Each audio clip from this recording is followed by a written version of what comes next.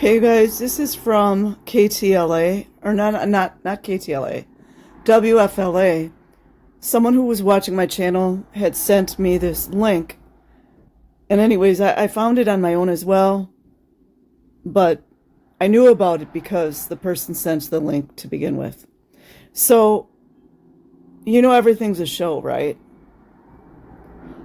All the world is a stage. FBI raids Tampa mansion linked to church accused of human trafficking. Tonight, family members of people working for the Kingdom of God Global Church have a lot of questions. Earlier this week, we told you about a federal investigation into the church and an FBI raid on a home in the exclusive Avila community. That home is associated with the church. And family members say they were cut off from talking to their loved ones by the church. And we are also hearing from a mentor who actually for exploited people who explains just how damaging this can be for families. News Channel 8 Chuck. Huh. All of them exactly the same. It must be a coincidence, huh? Patterson joins us live from the federal courthouse in Tampa with an update to the story. Jeff. Good evening, Josh and Jen. Well, the federal government says that people were forced to work in call centers for the Kingdom of God Global Church in order to raise millions of dollars for the church and their leaders to support their lavish lifestyles. Just call centers, huh? That's it. Has anybody thought that maybe all of these mass media stories are for a distraction from the real trafficking going on? Now, I don't mean that this is not trafficking. And by the way, all those 300 people were saved from trafficking and 80 people were arrested, you know, the ones that we never see, the ones that names never get revealed, and the children that we never know what their names are. They're fake. Federal court documents show that people working in those call centers were psychologically abused and cut off from their family members. Call center, so C and a C, that's a 33 as well. I'm just saying. This is Drone 8 video of an FBI raid in progress at a multi-million-dollar mansion in the exclusive and gated Avila community. Thank goodness all of this gets so much video coverage, doesn't it? Interesting. Kind of reminds me of the O.J. Simpson way back before cell phones, and how the car chase or the truck chase was all filmed. Weird. As this raid was going on, similar operations were underway in Houston, Michigan, and Missouri. David John is the lead pastor for another church, the Impact Church in Detroit, and he believes one of his family members was taken in by the Kingdom of God Global Church. I'm just waiting to hear the word children. Aren't you guys? I sure am. Because I've seen a lot of amazing and interesting first-hand accounts of all the child abuse going on in the Kingdom of God. When I tell you guys it's diabolical, it's diabolical. Waiting to see what is said about that.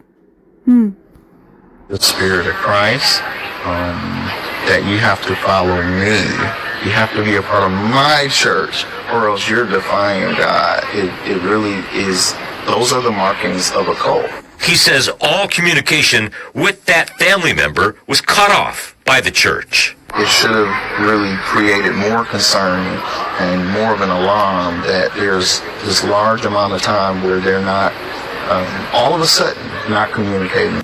Laura Henderson is a survivor mentor for a group called Bridging Freedom. That's very common in the human trafficking world. You know, there's that meets the forced fraud and coercion aspects of human trafficking. The federal Force, fraud, and coercion. government says workers for the church were forced to raise money in a call center, sometimes working up to 20 hours a day. They could only leave for bathroom breaks with... Don't you guys wonder about all the children in Scientology right now, currently, doing renovations on the Int base every Saturday? Renovations, for people who don't understand that, that's like hard labor, driving forklifts, using shovels and hoes and rakes to make the int base look better for the prestigious executives, and not to forget all the LAPD officers that come to visit, the Hemet police officers that come to visit, for their so-called meals, and whom else?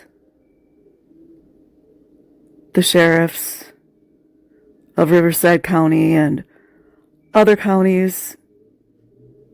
I forget which county the Hemet base is located in, but, cops need meals too, right? With permission, and often had food deprived if they didn't meet extreme financial goals. Henderson says these workers were groomed to be abused. They find a target, they begin to gain info and gain their trust. They'll give them gifts or provide, a place to stay, food, meet their basic needs. We still haven't heard the word child or children.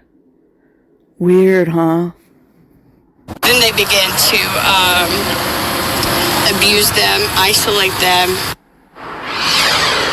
I did speak this afternoon to a spokesperson for the U.S. Attorney in the Eastern District of Michigan, where this case has now been moved to. They say that they cannot comment on victims or tell me how many people were taken out of that home in Avila, but they... Still no word child. I guess maybe everyone working at the call center were adults.